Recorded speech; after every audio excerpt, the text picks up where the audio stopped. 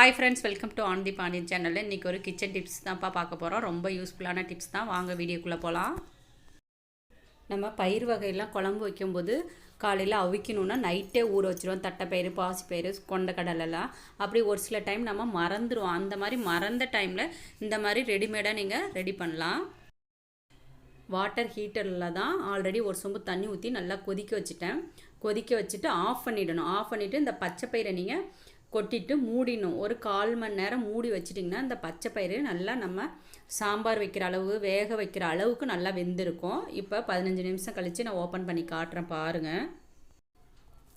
Open பண்ணி வடிகட்டி காட்டுறேன் பாருங்கள். இந்த மாதிரி நீங்கள் ஃப்ளாஸ்கில் கூட ரெடி பண்ணலாம். நல்லா கொதிக்கிற தண்ணியை ஃப்ளாஸ்கில் ஊற்றிட்டு கொண்டக்கடலை, பச்சைப்பயிறு உள்ளுக்கு போட்டு நல்லா மூடி வச்சுட்டு ஒரு 15 நிமிஷம் கழித்து ஓப்பன் பண்ணிங்கன்னா நம்ம வேக வைக்கிற அளவுக்கு நல்லா வெந்திருக்கும். இந்த வாட்டர் ஹீட்டர் இல்லாதங்க நீங்கள் ஃப்ளாஸ்கில் கூட ரெடி பண்ணி பார்க்கலாம். இப்போ பாருங்கள், நான் கொட்டிட்டேன்.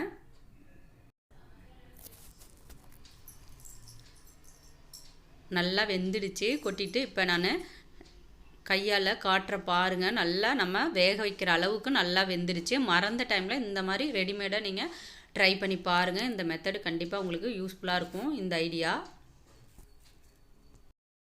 கையில் எடுத்து காட்டுறேன் பாருங்கள். நல்லா நம்ம வேக வைக்கிற பதத்துக்கு கரெக்டாக வெந்திருக்கு. குழம்புக்கெலாம் இந்த மாதிரி வெந்தால் தான் குழம்பு வச்சு சாப்பிட நல்லாயிருக்கும். ரொம்ப குலைவாக குக்கரில் வெந்துடும்.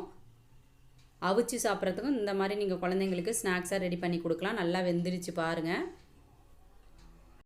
நான் எதுக்கு வேக வச்சேன்னா குழம்பு வைக்கிறதுக்காக தான் வேக வச்சேன். குழம்பு வச்சு காட்டுறேன் பாருங்கள். ஒரு சில டைம் இந்த மாதிரி கூட நீங்கள் குருமா குழம்பு கூட வச்சுக்கலாம். பாருங்கள், அந்த பருப்பு போட்டு தான் குழம்பு வச்சுருக்கேன் பாருங்கள். இந்த ஐடியாவுமே உங்களுக்கு ரொம்ப யூஸ்ஃபுல்லாக இருக்கும் ஃப்ரெண்ட்ஸ். மறந்த டைமில் இந்த மாதிரி கூட நீங்கள் ரெடி பண்ணிக்கலாம்.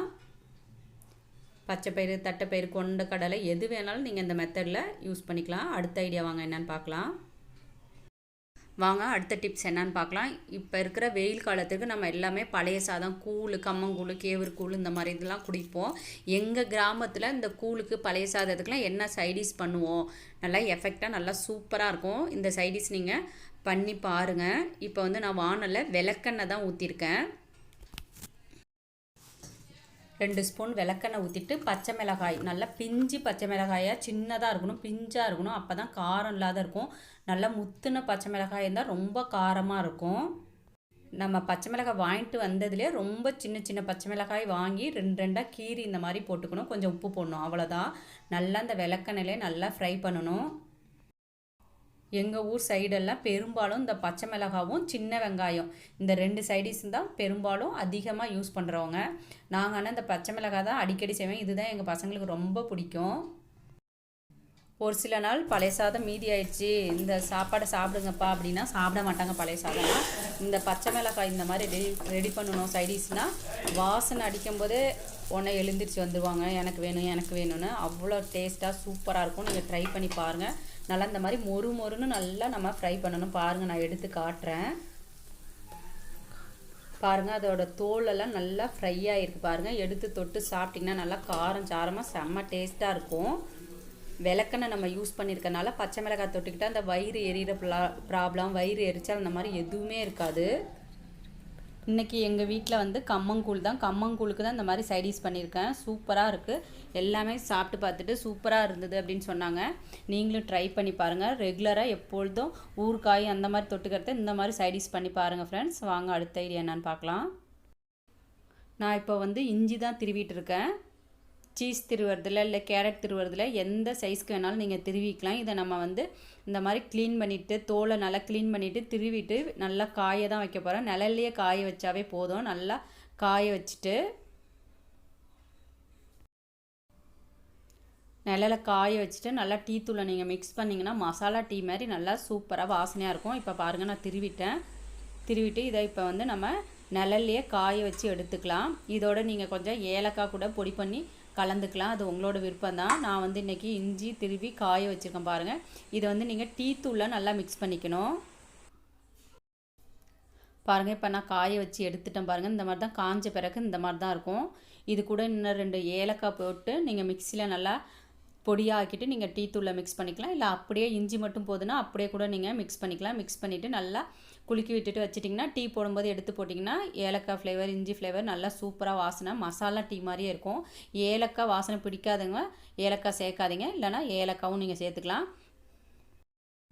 ஹார்லிக்ஸ் பூஸ்ட் பாட்டிலில் இந்த மாதிரி மரக்கரண்டி நீங்கள் யூஸ் பண்ணிங்கன்னா காற்று பட்டாலும் அது ஒரு பிசின் மாதிரி பிடிச்சிக்கும் ஸ்பூன்லேயே. இந்த மரக்கரண்டி யூஸ் பண்ணிங்கன்னா அந்த மாதிரி ப்ராப்ளம் வராது. ட்ரை பண்ணி பாருங்கள். அடுத்த ஐடியா வாங்க என்னென்னு பார்க்கலாம். இறால் எவ்வளோ ஈஸியாக எப்படி க்ளீன் பண்ணுறதுன்னு தான் பார்க்க போகிறோம். சில பேர் இதை க்ளீன் பண்ண தெரியாதையே அவ்வளோவா சாப்பிட மாட்டாங்க. புதுசாக கல்யாணம் ஆன பசங்களுக்கெலாம் க்ளீன் பண்ண தெரியாது. எப்படி ஈஸியாக நம்ம வீட்டில் இருக்கிற பொருளை வச்சு க்ளீன் பண்ணலான்னு தான் ஃப்ரெண்ட்ஸ் காட்ட போகிறேன். இப்போ பாருங்கள், இந்த மாதிரி 3 பிளேட் எடுத்துக்கோங்க. ஒரு பிளேட்டில் இறால் வச்சுக்கோங்க, இன்னொன்று தண்ணி, இன்னொன்று க்ளீன் பண்ணி போடுறத. க்ளீன் பண்ணி சில பேர் அதே பாத்திரத்திலே போடுவாங்க. எது க்ளீன் பண்ணது எது க்ளீன் பண்ணாதுன்னு நமக்கு தெரியாது. பார்க்கவும் ஒரு மாதிரியாக அசிங்கமாக இருக்கும். இந்த மாதிரி தனித்தனியாக பிளேட் வச்சு நீங்கள் க்ளீன் பண்ணிங்கன்னா பார்க்கவும் நல்லா நீட்டாக இருக்கும். நான் இன்றைக்கி ஸ்போக்கை வச்சு தான் க்ளீன் பண்ணுறேன். பாருங்கள், ஸ்போக்கோட அந்த கார்னரில் அந்த மேல் தோலை மட்டும் நீங்கள் அப்படியே லாஸ்ட் வரைக்கும் எடுத்துகிட்டு வந்தீங்கன்னா போதும், ஓப்பன் ஆகிடும். அப்படியே அந்த அழுக்கை நீங்கள் எடுத்துடலாம். ஈஸியாக நம்ம க்ளீன் பண்ணலாம். க்ளீன் பண்ண இது ரொம்ப கஷ்டமாக இருக்குன்னு நிறைய பேர் இதை சமைக்க மாட்டாங்க. பாருங்கள் எவ்வளோ நீட்டாக க்ளீனாக நம்ம க்ளீன் பண்ணிட்டோன்னு. 1 நிமிஷம் கூட ஆகலை. 1 நிமிஷத்துலேயே நம்ம வாங்கிட்டு வந்த எல்லாத்தையுமே நல்லா க்ளீன் பண்ணலாம். ரொம்ப ஈஸியான வேலை தான். ட்ரை பண்ணி பாருங்கள். இந்த ஐடியா உங்களுக்கு ரொம்ப யூஸ்ஃபுல்லாக இருக்கும் ஃப்ரெண்ட்ஸ். அடுத்த ஐடியா வாங்க என்னென்னு பார்க்கலாம். இன்றைக்கி முருங்கைக்காய் எப்படி ஈஸியாக வேக வச்சு நம்ம வறுக்கிறது தான் பார்க்க போகிறோம். சாம்பார்லனா முருங்கைக்காய் கட் பண்ணி அப்படியே போட்டுருவோம். நம்ம முருங்கைக்காய் வறுவல் பண்ணும்போது கொஞ்சமாக தண்ணி ஊற்றும். ஒரு சில டைம் அடி பிடிச்சிடும், இல்லைன்னா வேகிறதுக்கு ரொம்ப லேட் ஆகும். நீங்கள் இந்த மெத்தடை யூஸ் பண்ணிங்கன்னா ரொம்ப சீக்கிரமாகவும் வறுவல் பண்ணிடலாம், கேஸும் கம்மியாகும். வாங்க எப்படின்னு பார்க்கலாம். நான் பாருங்கள், முருங்கைக்காவை கட் பண்ணி இட்லி தட்டில் அடி தட்டில் வச்சிட்டேன். மேலே 2 தட்டு நீங்கள் இட்லி ஊற்றி வச்சுக்கலாம், எது வேணாலும் நீங்கள் ஊற்றி வச்சுக்கலாம். நான் இன்றைக்கி இடியாப்பம் தான் ஊற்றி வச்சுருக்கிறேன். இந்த இடியாப்பம் வேகும் போது அந்த முருங்கைக்காயும் சேர்ந்து வெந்துடும். கேஸும் நமக்கும் சேவ் ஆகும், டைமும் சேவ் ஆகும். இந்த மாதிரி மெத்தட்லேயே நீங்கள் முட்டைக்கோசு, உருளைக்கிழங்கு எல்லாமே கட் பண்ணி அடித்தட்டில் வச்சுட்டு மேலே நீங்கள் இட்லி ஊற்றி வைக்கலாம். இடியாப்பம் எது வேணாலும் வேக வச்சிங்கன்னா இட்லியும் வெந்துடும், அடியில் இருக்கிற அந்த காயும் வெந்துடும். நமக்கு கேஸும் கம்மியாகவும் டைமும் சேவ் ஆகும். வேலைக்கு போகிறவங்களாம் இந்த மாதிரி 2 in 1 செஞ்சிங்கன்னா சீக்கிரமாக நம்ம வேலையை முடிச்சிடலாம். இப்போ பாருங்கள், நான் 2 தட்டு இடியாப்பம் ஊற்றி வச்சுருக்கேன். அடித்தட்டில் தான் முருங்கைக்காய் வச்சுருக்கேன். இப்போ எடுத்து காட்டுறேன் பாருங்கள். இடியாப்பம் எல்லாம் நல்லா வெந்துடுச்சு. இப்போ முருங்கைக்காயும் எடுத்து காட்டுறேன் பாருங்கள். இந்த இடியாப்பம் வேகிற நேரம் தான் அந்த முருங்கைக்காயுமே வெந்துடுச்சு. பாருங்கள், ஒன்று எடுத்து முருங்கைக்காய் வெந்துருச்சா என்னன்னு உங்களுக்கு காட்டுறேன் பாருங்கள். நல்லா வெந்துருச்சு, ரொம்ப சூடாக இருக்குது ஆவி வர்றதுனால. பாருங்கள், நல்லா வெந்து அந்த விதெல்லாம் கூட வெளியில் வருது. அந்த அளவுக்கு நல்லா வெந்துடுச்சு. நமக்கு இடியாப்பமும் வெந்துடுச்சு, முருங்கைக்காயும் வெந்துடுச்சு. இந்த மாதிரி பொரியல் பண்ணுறதுக்கு இட்லி பானையில் வச்சு அவிச்சிட்டு இந்த மாதிரி நீங்கள் ரெடி பண்ணிங்கன்னா ஈஸியாக இருக்கும். சத்தும் அப்படியே இருக்கும் நமக்கு. வாங்க ஃப்ரெண்ட்ஸ், அடுத்த ஐடியா என்னன்னு பார்க்கலாம். இது டபுள் சைடு செலோடேப்பு தான். கீழே ஒட்டிடுச்சு. எடுத்து பார்க்குறேன், எடுக்கவே முடியல. அப்படியே மேலே இருக்கிற நீங்கள் செலோடேப் எடுத்தாலும் அடியில் அந்த கம்மு இருக்காது. பிசு பிசுன்னு கால் வைக்கும் போதெல்லாம் காலில் ஒட்டுற மாதிரி இருக்கும். அதுக்கு தான் ஃப்ரெண்ட்ஸ் ஒரு ஐடியா. நான் அதுக்கு ஐஸ் கட்டி தான் எடுத்திருக்கேன் பாருங்கள்.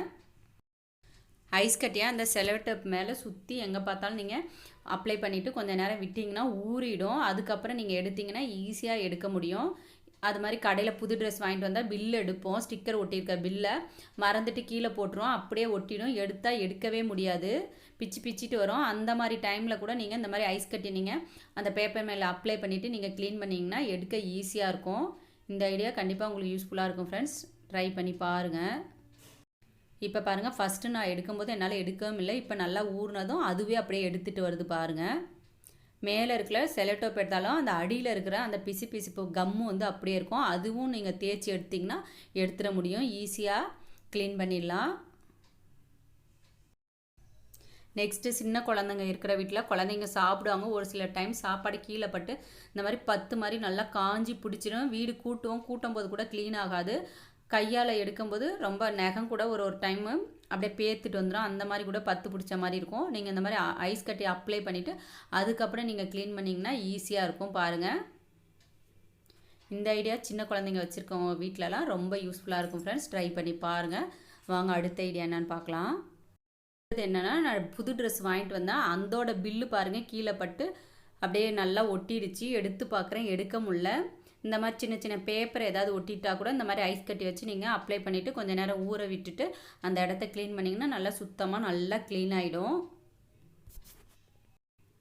நகத்தை வச்சு ரொம்ப நீங்கள் கஷ்டப்பட்டு பேத்து எடுக்கணுங்கிற தேவையில்லை. இங்கே பாருங்கள் இப்போ நல்லா ஊறிடுச்சு. எடுத்து காட்டுறேன் பாருங்கள். அப்படியே ஒரு ஐஸ் கட்டி நீங்கள் வச்சுட்டாவே நல்லா ஊறிடும். அந்த ஐஸ் கட்டி கரைஞ்சி அதில் இருக்கிற தண்ணி அப்படியே நல்லா ஊறிடும். இப்போ பாருங்கள் பேப்பரை எடுத்துட்டோம். அதுக்கப்புறமா நம்ம கால் வச்சா காலில் வந்து அந்த கம்மு பிசு பிசுன்னு ஒட்டுற மாதிரி இருக்கும். அந்த கம்மையுமே நம்ம தேய்ச்சி இந்த மாதிரி எடுத்துலாம். பாருங்கள் எடுத்து காட்டுற பாருங்கள். இந்த ஐடியாவுமே உங்களுக்கு யூஸ்ஃபுல்லாக இருக்கும் ஃப்ரெண்ட்ஸ். வாங்க அடுத்த ஐடியா என்னன்னு பார்க்கலாம். எப்பொழுதுமே நம்ம மிளகாய்த்தூள் அரைக்க போகிறோன்னா முன்கூட்டியே இந்த ஜாமான் எல்லாமே நம்ம வாங்கிட்டு வந்துடுவோம். நாங்கள் மிளகாய்த்தூளில் என்னென்ன போட்டு அரைப்போன்னு காட்டுறேன் பாருங்கள். மிளகாய்த்தூள் அரைக்கும் போது இந்த பொருள் தான் நீங்களும் போடுவீங்களா, இல்லை இன்னும் வேறு ஏதாவது பொருள் போடுவீங்களா என்னன்னு சொல்லுங்கள். இந்த டிப்ஸில் எந்த டிப்ஸும் உங்களுக்கு யூஸ்ஃபுல்லாக இருந்ததுன்னு கண்டிப்பாக சொல்லுங்கள் ஃப்ரெண்ட்ஸ். 1 கிலோ மிளகாய் 3/4 கிலோ மல்லி. எப்போதும் நாங்கள் போடுற அளவு அதுதான். 1 கிலோ மிளகாய்க்கு 3/4 கிலோ மல்லி போடுவோம். மிளகாய் மல்லி மாடியில் காய வச்சுருக்கேன். அதுக்கு போட வேண்டிய பொருட்களில் தான் இப்போ உங்ககிட்ட நான் காட்டுறேன் பாருங்கள் ஃப்ரெண்ட்ஸ். மிளகு 100, சின்ன ஜீரகம் 100, வெந்தயம் 50, அந்த மஞ்சள் வந்து 100, கட்டி பெருங்காயம் எப்பொழுதுமே நம்ம போடணும். நாங்கள் எப்பொழுதுமே கட்டி பெருங்காயம் ஒரு கட்டி போடுவோம். அதை அப்படியே நீங்கள் போட்டிங்கன்னா மிஷினில் அரைக்கும் போது அந்த பெருங்காயம் ஹீட்டில் அப்படியே எங்கேயாவது ஒட்டிடும். நீங்கள் சின்ன சின்னதாக பீஸ் பண்ணி போட்டிங்கன்னா தான் நல்லா மிளகாய் தூளோட நல்லா மசிஞ்சு தூளாகி நல்லா அரைப்பட்டு வரும். பெருஞ்சீரகம் 50 போட்டிருக்கேன். கடலைப்பருப்பு 100. இவ்வளோதான்ப்பா நாங்கள் எப்பொழுதுமே போட்டு மிளகாய் தூளோட அரைப்போம். நீங்கள் இதில் வேறு என்னென்ன கலப்பீங்கன்னு கண்டிப்பாக என் கூட ஷேர் பண்ணுங்கள் ஃப்ரெண்ட்ஸ்.